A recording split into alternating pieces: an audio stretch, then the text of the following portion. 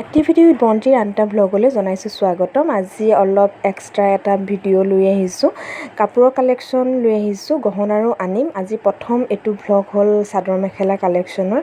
যিহেতু মই মোৰ পাৰ্লাৰত গহনাৰ লগতে চাদৰ মেখেলাও ৰাখোঁ, তাৰে কিছুমান চাদৰ মেখেলা আপোনালোকলৈ আজি আগবঢ়ালোঁ।